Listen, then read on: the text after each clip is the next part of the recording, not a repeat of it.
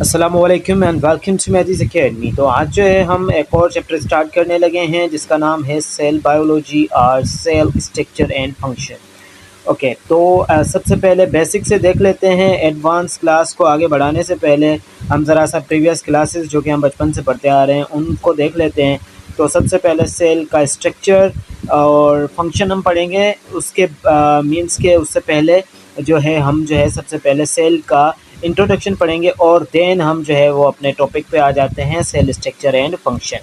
Okay, जिसमें हम complete देखने वाले हैं कि क्या होता है सेल और उसके अंदर क्या होता है और उसकी एक्टिविटी कैसे परफॉर्म, सेल अपनी एक्टिविटीज़ कैसे परफॉर्म करते हैं, वो सारा कुछ। तो आइए स्टार्ट करते हैं बेसिक से। सेल क्या है? Cell is the basic structural and functional unit of all living organisms. अब यहाँ पे जो भी लिविंग ऑर्गेनिजम्स इस वर्ल्ड में जो कि 3.5 बिलियन ईयर्स अगो, ठीक है, कितने billion years ago? 3.5 billion years ago क्या हो चुका है कि हमारे पास पहली लाइफ अर्थ पे मौजूद थी, लाइफ जो है अर्थ पे पाई गई। तो तब से लेके अभी तक साइंटिस्ट ने तकरीबन 1.5 से 2 मिलियन 2 मिलियन, ठीक है, 1.5 से 2 मिलियन क्या है लिविंग स्पीशीज़, यानी कि हमें 20 लाख ग्रुप्स मिल चुके हैं लिविंग चीज़ों के, ठीक है, और जिनको आइडेंटिफाई और उनकी नेमिंग वगैरह कितनों की गई है 1.5। तो ये सारी लिविंग चीज़ें जिसमें हमारे पास प्लांट्स आ जाते हैं, ठीक है, एनिमल्स आ जाते हैं और उसके साथ साथ माइक्रो ऑर्गेनिजम्स आ जाते हैं, ठीक है। तो ये सारी लिविंग ऑर्गेनिजम्स का क्या है? स्ट्रक्चरल, उनका स्ट्रक्चर भी बॉडी स्ट्रक्चर ये बनाता है सेल, और फंक्शनल यूनिट भी कौन है? वो भी हमारे पास क्या कहलाएगा? सेल कहलाएगा, ठीक है। तो देख लेते हैं कि सेल की डिस्कवरी कैसे हुई। इंट्रोडक्शन तो हो गया कि हमने पता लगा लिया कि स्ट्रक्चरल यूनिट है, बेसिक स्ट्रक्चरल और फंक्शनल। जैसे कि कोई भी बिल्डिंग बनती है तो ईंटों से बनती है, तो ईंट क्या हो गया? ईंट जो है स्ट्रक्चरल यूनिट हो गया, या ब्लॉक्स जो लगाए जाते हैं वो क्या हो गए? स्ट्रक्चरल यूनिट हो गए। तो इसी तरह से जो भी स्ट्रक्चर या बॉडी बन रहा है, जो भी बॉडी बन रही है, तो वो स्ट्रक्चर जो कंप्लीट होगा वो किसने बनाया होगा? हमारे पास वो खुलियों से, सेल से मिलके बनता है, ठीक है। इससे उर्दू में खुलिया बोलते हैं और लैटिन में सेलुलाई एंड सेलुलाई एंड इंग्लिश में हमने इनका नाम जो है ले लिया है, वो सेल बना लिया है, और सिंधी में इसे जीव घरड़ों कहते हैं।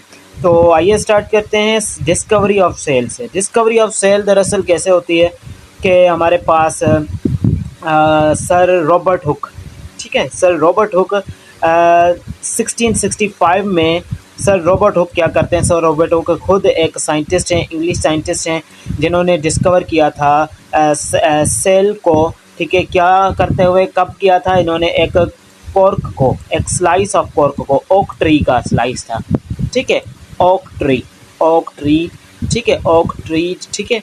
अब ये जो है ओक ट्री के कॉर्क को इन्होंने क्या किया था? स्टडी किया था, उसके स्लाइस को स्टडी किया था कंपाउंड माइक्रोस्कोप से। माइक्रोस्कोप लिखा हुआ है लेकिन कंपाउंड माइक्रोस्कोप थी जो कि इन्होंने खुद बनाई थी। ही ऑब्जर्व्ड स्मॉल बॉक्स लाइक, जो कि हमारे बुक्स में हनी कॉम लाइक, क्योंकि ये नोट्स ऑल ओवर द हैं, ठीक है, पाकिस्तान के सारे प्रोविंसेस के लिए एलिजिबल हैं, ठीक है। तो बॉक्स लाइक, ठीक है, एक हनी कॉम लाइक हमें स्ट्रक्चर मिला जिनको इन्होंने नाम दिया था सेलुलाई का। बाद में हमने इन्हें कॉन्ट्रैक्ट करके सेल का नाम दे दिया था, ठीक है। ये क्या होते हैं? स्मॉल रूम्स लाइक स्ट्रक्चर हैं, हनी कॉम लाइक, जैसे मॉन्क्स जहाँ पे रहते हैं उससे वैसे भी आप उससे भी रिलेट कर सकते हैं।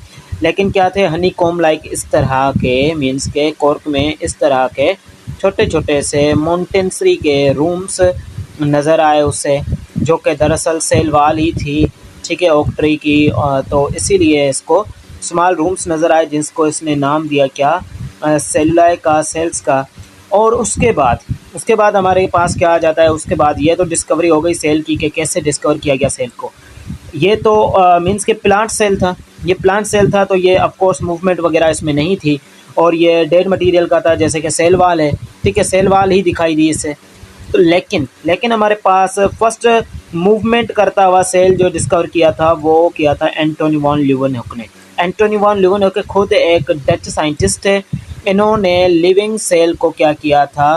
पाउंड वाटर से डिफरेंट सैंपल, यहाँ पे पाउंड वाटर लिखा हुआ है लेकिन डिफरेंट यानी कि सैंपल्स लिए थे इन्होंने पानी के, और उनको क्या किया, उनको जब स्टडी किया तो कुछ इसे मूविंग चीज़ नज़र आई, ठीक है, जिसको इसने नाम दिया एनिमलक्यूलस का, ठीक है, एनिमलक्यूलस, ठीक है, एनिमलक्यूलस का नाम दिया, बाद में उसको नाम दिया जाता है बैक्टीरिया का, ठीक है। तो फर्स्ट मूविंग सेल जो है, फर्स्ट लिविंग सेल भी कह सकते हैं, वो सर एंटोनी वॉन ल्यूवेनहुक ने जो है वो डिस्कवर किया था। उसके बाद आ जाते हैं हम सेल थ्योरी के ऊपर। सेल की हमने डेफिनेशन देख ली, डिस्कवरी को भी ज़रा सा देख लिया, ये प्रीवियस क्लासेस से हैं, यानी कि ये हम जो 9th और मैट्रिक में बढ़ के आ चुके हैं उन्हीं क्लासेस में से हैं। बीएससी नर्सिंग के लिए, डीपीटी के लिए, फॉर्म डी के लिए, सब के लिए ये जो भी हमारे पास एमडी कैट के लिए ये यही क्वेश्चंस होते हैं, इंपॉर्टेंट होते हैं यही टॉपिक्स, ठीक है। सेल थ्योरी की बात की जाए तो जैसे कि आपको पता है कि सेल अब डिस्कवर हो चुका है, जिसको सेल थ्योरी हमने कब बनाई, ये मिड 19th सेंचुरी में कंप्राइज की गई, जिसमें साइंटिस्ट आ जाते हैं हमारे पास, उनके नाम भी आ गए हैं जो कि हम पढ़ेंगे। तो सबसे पहली जो पॉइंट थी इन्होंने ये बताई कि सारी लिविंग चीज़ें हमारे पास, मैंने पहले भी मेंशन किया है कि माइक्रोब्स, ठीक है, वो चीज़ें जो हमें आम आँख से नज़र नहीं आती, माइक्रोब्स जिनको बोला जाता है माइक्रो ऑर्गेनिजम्स, प्लांट्स और एनिमल्स, ये सारे हमारे पास क्या हैं, ये आल लिविंग चीज़ें हैं। और कितनी स्पीशीज़, कितने ग्रुप्स जो हैं वो अभी तक डिस्कवर हो चुके हैं, वो भी हमने पढ़ा कि हमारे पास 1.5 मिलियन स्पीशीज़ जो हैं उनको नाम दे दिया जा चुका है, क्लासीफाई कर दिया जा चुका है साइंटिस्ट के ज़रिए, ठीक है। All living organisms composed of one or more than one cell, one or more cell. अगर एक सेल है तो यूनिसेल्युलर बोलेंगे। अगर कोई चीज़ जैसे कि बैक्टीरिया एक चीज़ से मिलके बनता है तो उसे हम यूनिसेल्युलर बोलते हैं, ठीक है। क्या बोलते हैं? यूनिसेल्युलर। यहाँ पे ज़रा सा राइटिंग आपको खुद को समझनी पड़ेगी बेटा, ठीक है, यूनिसेल्युलर। और दूसरे होते हैं मल्टी सेल्युलर, ठीक है, मल्टी, MULTI, मल्टी सेल्युलर लिख लेते हैं, सेल्युलर आप खुद से ऐड करते हैं इसमें। तो ये वन आर मोर सेल्स है।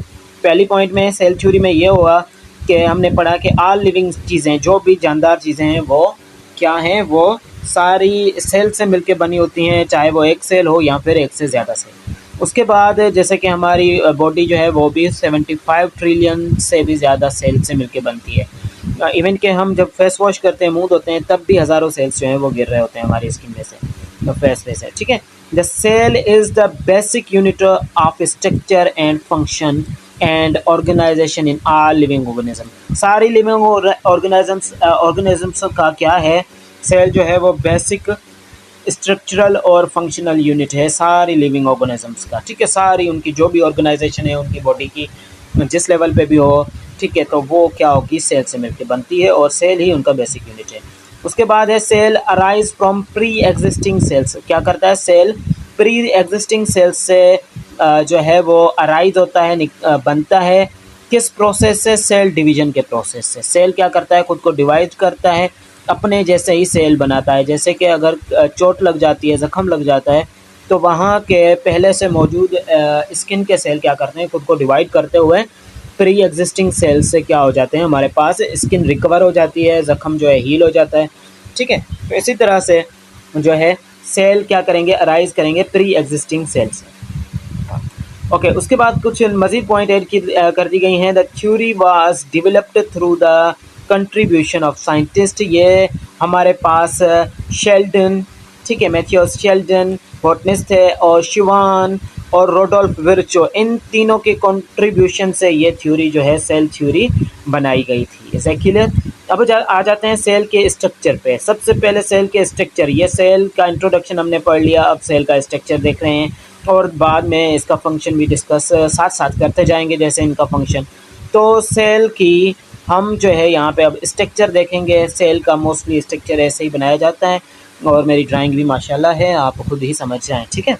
Cell wall and plasma membrane को सबसे पहले स्ट्रक्चर में हम डिस्कस कर रहे हैं। सेल वॉल और किस चीज़ को? प्लाज्मा मेम्ब्रेन को। ऐसे क्लियर? तो सेल वॉल को जैसे ही हम देखेंगे तो सेल वॉल क्या होती है हमारे पास, उसको कवर करने लगे हैं।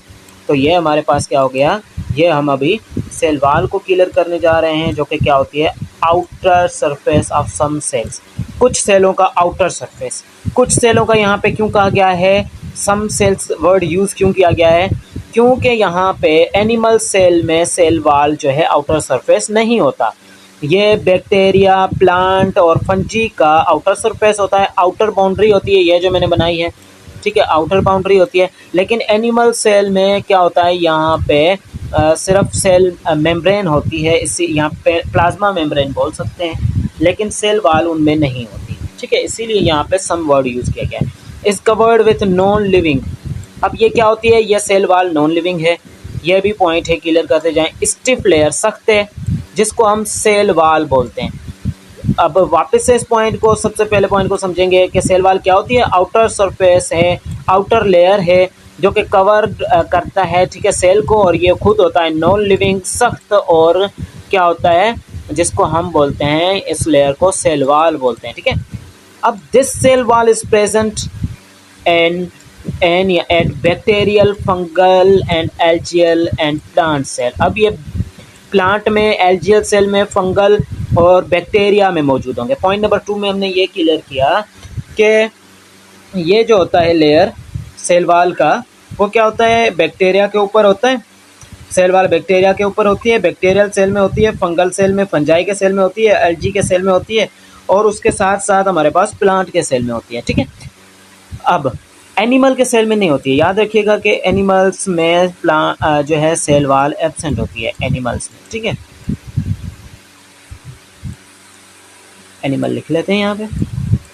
अब bacterial cell wall is made up of peptidoglycogen. अब बैक्टीरिया की सेल वाल जो होगी पेप्टिडोग्लाइकोजन, ये पॉइंट क्लियर कर लें, एमसीक्यूज यहीं से आते हैं बेटा, ठीक है। चाहे आप एमडीकेट कर रहे हो, नीट क्लियर कर रहे हो, या बीएसएन कर रहे हो, डीपीटी कर रहे हो, जो भी टेस्ट आप दे रहे हो, बुक की लाइंस को कवर कर लोगे। बुक रीडिंग अगर आपको आ जाती है तो आपको किसी भी कोर्स को ज्वाइन करने की ज़रूरत नहीं है, किसी भी टीचर्स के पास।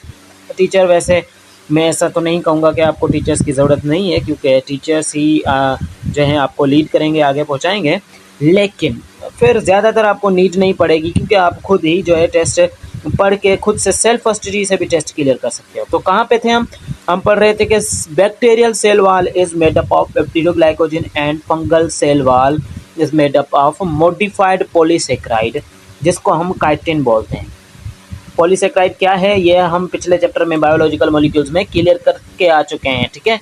तो ये मॉडिफाइड पॉलीसेक्राइड होता है काइटिन। 2 पॉइंट्स यहाँ पे क्लियर हो गई। एक तो बैक्टीरियल सेल वाल पेप्टिडोग्लाइकोजन, फंगल सेल वाल किस चीज़ की बनी है, काइटिन। काइटिन खुद क्या है, पॉलीसेक्राइड है, मॉडिफाइड पॉलीसेक्राइड है, और पॉलीसेक्राइड पिछले चैप्टर में क्लियर करके आ चुके हो।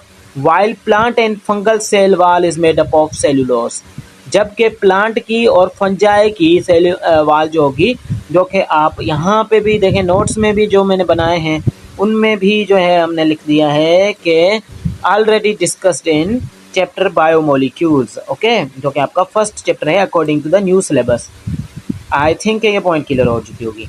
उसके बाद हम बढ़ेंगे, cell wall is composed of mainly cellulose. Cell wall जो होती है वो ज़्यादातर सेलुलोज से मिलके बनती है, पेक्टिन से एंड अदर पॉलीसेक्राइड से मिलके बनती है।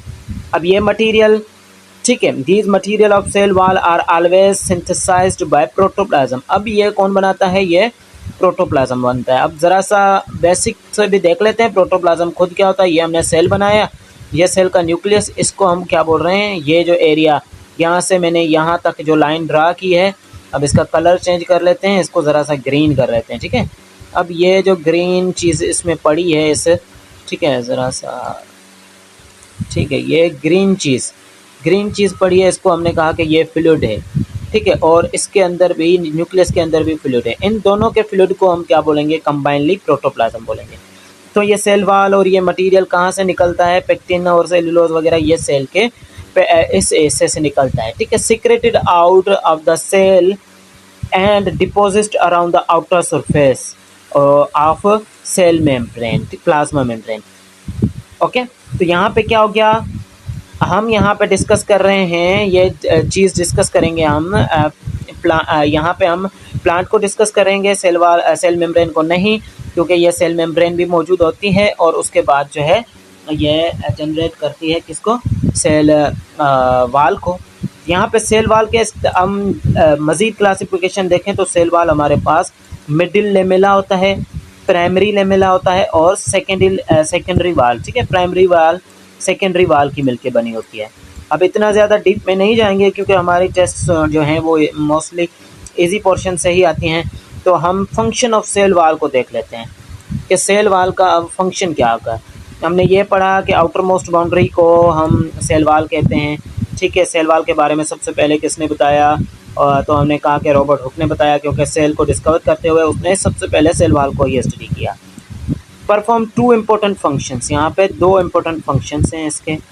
पहला तो ये मैकेनिकल सपोर्ट प्रोवाइड करता है। एमसीक्यूज यहाँ से निकलते हैं बेटा, ये भी पॉइंट जो है हाईलाइट जो कर रहा हूँ वो इम्पोर्टेंट है। गिव्स डेफिनाइट शेप, उसके बाद ये क्या करता है? डेफिनाइट शेप देता है सेल को और प्रोटेक्शन टू द सेल। ये तीनों पॉइंट्स अहम हैं, ठीक है। इट एक्ट्स लाइक फ्रेमवर्क, कैसा काम करता है? एक फ्रेमवर्क यानी कि स्ट्रक्चर प्रोवाइड करता है प्लांट को, फ्रेमवर्क के तरह। Particularly in the vascular plants. अब वेस्कुलर प्लांट्स और नॉन वेस्कुलर प्लांट्स क्या होते हैं वो आगे जाके डिस्कस करेंगे हम। अब फर्स्टली तो ये हमने कहा कि पहला तो ये मैकेनिकल सपोर्ट देता है, शेप देता है सेल को, उसके साथ सेल को प्रोटेक्ट करता है। कौन करती है? ये सेल वाल प्रोटेक्ट करती है और उसे फ्रेमवर्क के तौर पे एक फ्रेम, एक शेप दे देती है, स्पेशली किसे? वास्कुलर प्लांट्स को। सेकेंडली ये क्या है? स्केलेटन बनाता है, हाइड्रोफोलिक स्केलेटन बनाता है और इम्बाइब करता है वाटर के साथ, वाटर को, ठीक है, इम्बाइब करता है, उनके साथ कॉम्पीट करता है और हेल्प करता है movement of water and solute towards the protoplast, ठीक है। प्रोटोप्लास्ट हो यानी कि सेल के अंदर और सेल से बाहर वगैरह जो है cell wall acts as permeable structure, यानी कि वाटर को उनके साथ इम्बाइब करता है, यानी कि उसको अंदर ले जाना और बाहर वगैरह, ये इंटरेक्ट उसका इम्बाइब कहलाएगा, ठीक है। तो ये स्केलेटन वगैरह प्रोवाइड करता है, ठीक है। कौन करता है?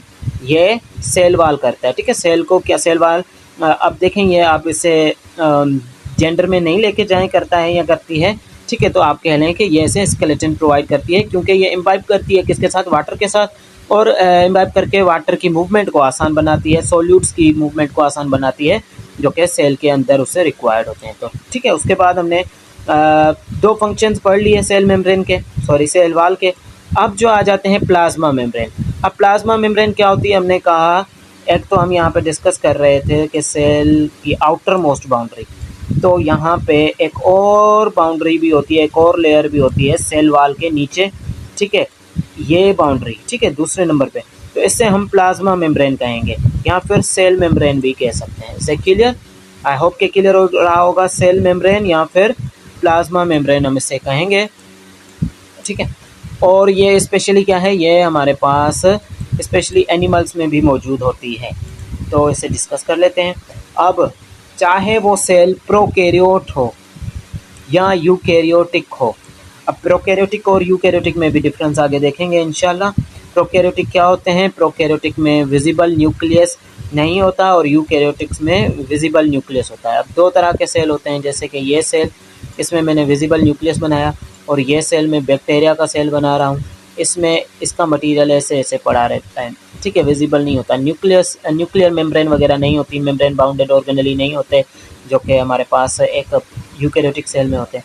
तो सारे सेल ऑल सेल आइदर, चाहे वो प्रोकैरियोट हो यानी कि बैक्टीरियल सेल हो या फिर एनिमल्स का हो, प्लांट्स का हो, सब जो है इनक्लोज्ड हैं एक मेम्ब्रेन से, जिसको हम प्लाज्मा मेम्ब्रेन या फिर सेल मेम्ब्रेन कहते हैं, जो कि क्या काम करती है? Outermost living boundary.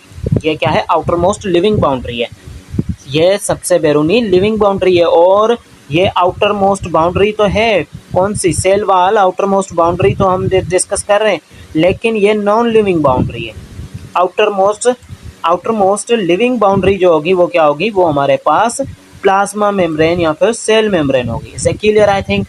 Okay, called plasma membrane, इसे आप सेल मेम्ब्रेन भी कह सकते हैं, जो कि साइटोप्लाज्म को एक्सटर्नल एनवायरनमेंट से अलग रखती है। अब साइटोप्लाज्म सर क्या है? साइटोप्लाज्म मैंने आपको अभी समझाया भी है, तो यहाँ पे और मज़ीद कर लेते हैं इसे। फॉर सपोज मैंने यहाँ पे ये सेल बनाया और ये न्यूक्लियस बनाया। अब कहा कि यहाँ पे हमारे पास जो मैं ब्लू कलर से बना रहा हूँ, ये जेली लाइक वाटरी सब्सटेंस है, वाटरी चीज़ है, जिसको साइटोप्लाज्म कहा जाता है, ठीक है। आगे जाके साइटोप्लाज्म अलग से भी डिस्कस करेंगे, ठीक है। तो यहाँ पे आ जाते हैं नीचे जहाँ पे हम समझ रहे थे। तो ये एक्सटर्नल क्या करता है, ये हमारे पास सेपरेट साइटोप्लाज्म, ये साइटोप्लाज्म को फ्रॉम द एक्सटर्नल इन्वायरमेंट से अलग करती है। कौन करती है? सेल मेम्ब्रेन या फिर प्लाज्मा मेम्ब्रेन क्या करती है? एक्सटर्नल इन्वायरमेंट से साइटोप्लाज्म को और साइटोप्लाज्म के अंदर चीज़ें जो मौजूद हैं उनको अलग करती है। अब उसके बाद आ जाते हैं chemical composition of cell membrane. ठीक है, यहाँ पे टाइपिंग मिस्टेक हो जाती है। Chemical composition of cell membrane जो है वो डिस्कस करने जा रहे हैं, वो है all biological membrane have the same basic molecular organization. सारी जो बायोलॉजिकल, सब बायोलॉजिकल मेम्ब्रेन से मुराद ये होता है कि हमारी बॉडी में, लिविंग चीज़ों की बॉडी में जो भी मेम्ब्रेन्स पाई जाती हैं उससे मुराद। They are made up of double layer, ये दो लेयर से मिलती हैं बाय लेयर से। किस चीज़ का? फॉस्फोलिपिड ऑफ बाय लेयर, जिनमें प्रोटीन जो है अंदर जो है घुसी हुई होती है या इंटर स्प्रेड होती है या इंटर सिंक्ड होती है। ठीक है, ये 3 वर्ड आप यूज़ कर सकते हैं। यहाँ तो बोलोगे अंदर घुसी हुई है फॉस्फोलिपिड के बाय लेयर में, यहाँ तो बोलेंगे इंटर स्प्रेड है, अंदर फैली हुई है, यहाँ तो इंटर सिंक्ड है यानी कि अंदर घुसी हुई है। तो अब और भी वर्ड हैं लेकिन सिनोनिम मज़ीद नहीं यूज़ करते, बस आपको समझ में आ गया होगा कि ये 2 लेयर्स हैं इस तरह से और बीच में इनके क्या है? प्रोटीन ऐसे घुसी हुई होती है। तो हम उससे क्या बोलेंगे? लिपिड बाय लेयर, यानी कि 2 लेयर्स हैं किसके? फॉस्फोलिपिड के। और सारी बायोलॉजिकल मेम्ब्रेन जो होती हैं वो फॉस्फोलिपिड के 2 लेयर से मिलकर बनती है। फॉस्फोलिपिड मॉलिक्यूल्स क्या होते हैं? In the plasma membrane arranged होते हैं 2 पैरेलल लेयर्स में। 2 पैरेलल लेयर्स ये हो गई। ठीक है, 2 पैरेलल लेयर्स बन गई। Their non polar hydrophobic end, एक इनका एंड जो होता है वो नॉन पोलर होता है जिसको hydrophobic end face each other, whereas their hydrophobic and hydrophilic end water hydrophobic यानी कि वाटर से डरने वाले, हाइड्रोफिलिक यानी कि वाटर हेटिंग बोल सकते हो हाइड्रोफोबिक को, हाइड्रोफिलिक को वाटर लविंग एंड बोल सकते हो। आर एसोसिएटेड, इनके दोनों एंड जो होंगे वो कार्बोहाइड्रेट और प्रोटीन से क्या होंगे? मिले होंगे। ठीक है, इसलिए क्लियर समझ में आ गया। 2 लेयर्स होंगे, अब इनके एंड क्या होंगे? एक हाइड्रोफोबिक और हाइड्रोफिलिक एंड होंगे। Okay, plasma membrane also contain several type of lipid. अब इसमें लिपिड और कैलेस्ट्रॉल भी होते हैं। इन सम एनिमल्स, कुछ सेल में कैलेस्ट्रॉल 50% पाया जाता है। Lipid molecule and plasma membrane, it is absent in the cell membrane of the most cell. Plant cell में ये ज़्यादातर एब्सेंट होता है। Most of the plasma membrane consist of approximately 50% lipid and 50% protein. ठीक है, उसके बाद बायोवेट के तौर पे, उसके बाद यहाँ पे हम देख लेंगे स्ट्रक्चर ऑफ प्लाज्मा मेम्ब्रेन क्या होती है, प्लाज्मा मेम्ब्रेन कैसी दिखती है वो कुछ देख लेते हैं। हमने कहा कि ये सेल है और एक और लेयर होती है आउटर मोस्ट लिविंग, तो इसको हम डिस्कस कर रहे हैं। अब ये लेयर कौन सी होती है, कैसे होती है वो डिस्कस करते हैं। ठीक है, अब काफ़ी सारे साइंटिस्ट जो हैं उन्होंने अपने डिफरेंट मॉडल्स पेश किया सेल मेम्ब्रेन के बारे में, यानी कि इस लेयर को हमने इस लेयर के बारे में समझाने के बारे में, ये समझ लें कि सेल मेम्ब्रेन है। ठीक है, लेकिन सेल मेम्ब्रेन के लिपिड बाय लेयर में जो आ जाते हैं हमारे पास मॉडल्स, वो एक तो हो जाता है सैंडविच मॉडल, जो कि जैसे कि between inner and outer layer, जैसे कि हम बोलते हैं कि सैंडविच जैसे बनता है वैसे ब्रेड वगैरह और नीचे जो है वो शाही या वगैरह शामी वगैरह। ठीक है, ऐसे हम सैंडविच बनाते हैं। तो इसी तरह से इन्होंने कहा कि ये 2 लेयर्स हैं और बीच में कोई चीज़ ऐसे। ठीक है, अब 2 लेयर्स कुछ अलग कलर के बना लें। ठीक है, ये इस तरह से इन्होंने सैंडविच मॉडल बनाया। ठीक है, सैंडविच मॉडल पेश किया। This basic structure is called unit membrane and it is present in all cellular organization. अब ये लिपिड बाय लेयर जो है बेसिक मेम्ब्रेन यूनिट स्ट्रक्चर है। ठीक है, इसे यूनिट मेम्ब्रेन कहा जाता है और ये सारी जो है ऑर्गेनल्स में, सेलुलर ऑर्गेनल्स में और बायोलॉजिकल जो है मेम्ब्रेन्स होती हैं उनमें मौजूद होता है। अब उसके बाद हमारे पास द मॉडर्न टेक्नोलॉजी ने कहा कि लिपिड बाय लेयर जो है सैंडविच मॉडल नहीं होता, ये कुछ और होता है। तो फिर उसके बाद 1972 में कुछ साइंटिस्ट आते हैं, वो फ्लूइड मोज़ाइक मॉडल पेश करते हैं सेल मेम्ब्रेन के बारे में। ठीक है, अब फ्लूइड मोज़ाइक मॉडल क्या होता है? ये सिंगर और निकलसन पेश करते हैं सेल मेम्ब्रेन का स्ट्रक्चर समझाने के लिए। इन्होंने कहा कि फ्लूइड मोज़ाइक मॉडल जो है वो हम पेश कर रहे हैं, इसमें क्या होगा कि लिपिड के 2 लेयर्स जो होंगे रिटेन्ड होंगे एज कोर ऑफ मेम्ब्रेन, और लिपिड मॉलिक्यूल प्रेजेंट होंगे इनमें, फ्लूइड स्टेट में प्रेजेंट होंगे, रोटेट करेंगे, translate and vibrate these molecules literally with their layers of membrane. Protein जो होगी प्रेजेंट होगी इन लिपिड बायलेयर्स में, ठीक है, फॉस्फोलिपिड्स बायलेयर, फॉस्फोलिपिड बायलेयर में मौजूद होगी। Structure and arrangement of membrane protein in the fluid mosaic model are like iceberg, जैसे कि समुद्र में जो प्रोटीन कैसे तैर रही होगी, ऐसे देखें अब आइसबर्ग की तरह इनमें मौजूद होगी, ठीक है, ऐसे आइसबर्ग की तरह ऐसे इस तरह से मौजूद होगी, इंटरसिंक्ट होगी इस लिपिड के 2 लेयर्स। ये समझें कि 2 लेयर्स हैं, पैरेलल हैं, ठीक है, इन द सी, जैसे कि आइसबर्ग जो पाया जाता है सी में।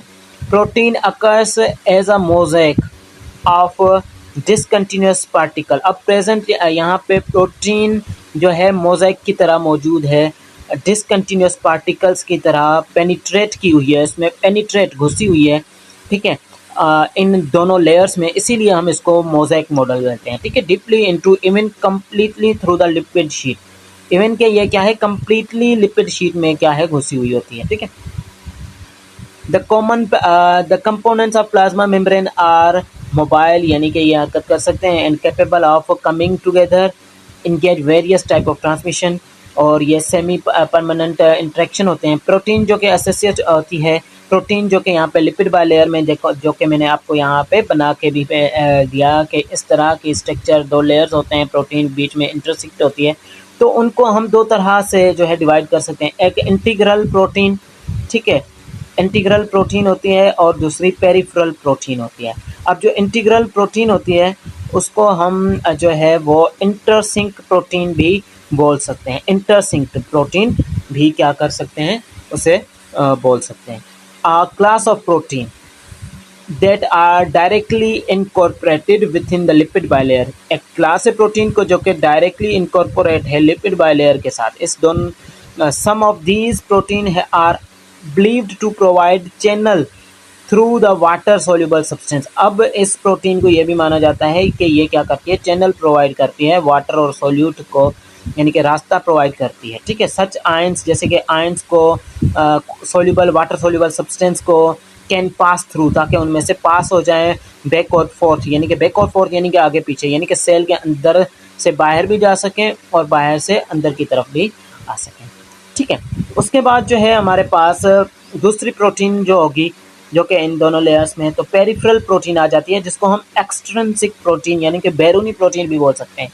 अब इसको लोकेटेड इंटायरली आउटसाइड, इसकी लोकेशन इंटायरली आउटसाइड होगी, लिपिड लेयर के बाहर होगी, या तो ये एक्स्ट्रा सेलुलर या फिर साइटोप्लाज्मिक के सरफेस पे होगी, जो कि exhibit are loose association with the membrane surface, जो कि यहाँ पे मौजूद होगी, ठीक है। यहाँ पे एक मिनट में समझाता हूँ आपको, यहाँ पे इंटायरली आउटसाइड, ठीक है, लूज कनेक्शन शो करेगी इनके साथ, या तो ये साइटोप्लाज्म की तरफ मौजूद होगी या बैरूनी टाइप की तरह मौजूद होगी, ठीक है।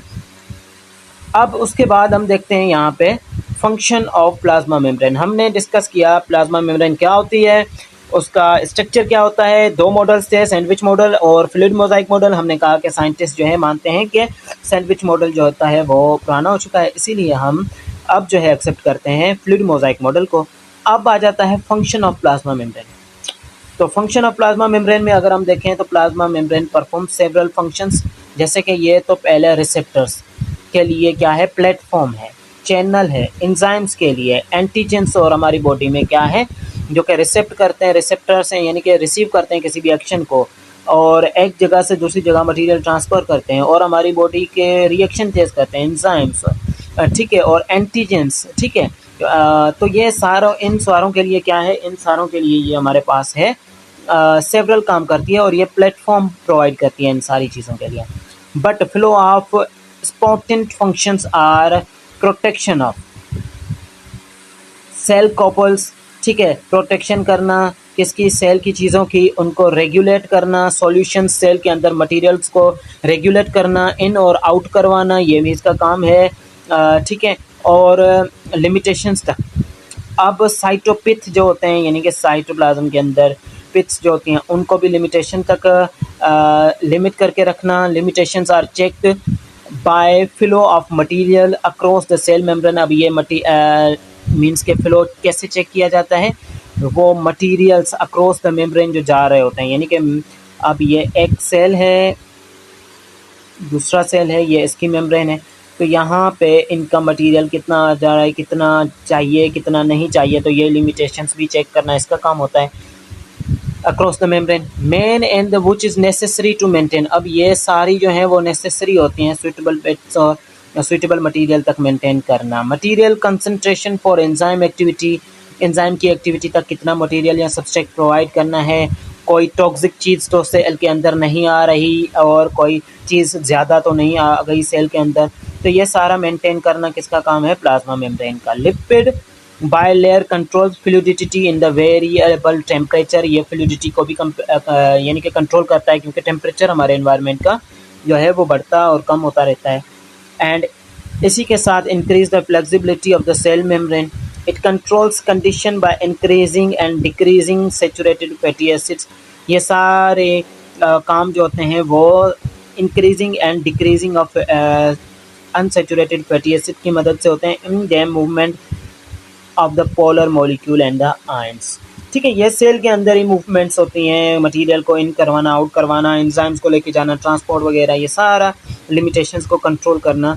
ये सेल के मींस के सेल में कोई चीज़ आने देनी है या नहीं आने देनी, कितनी हद तक आने देनी है, ये सारा काम जो होता है वो सेल मेम्ब्रेन का होता है। ठीक।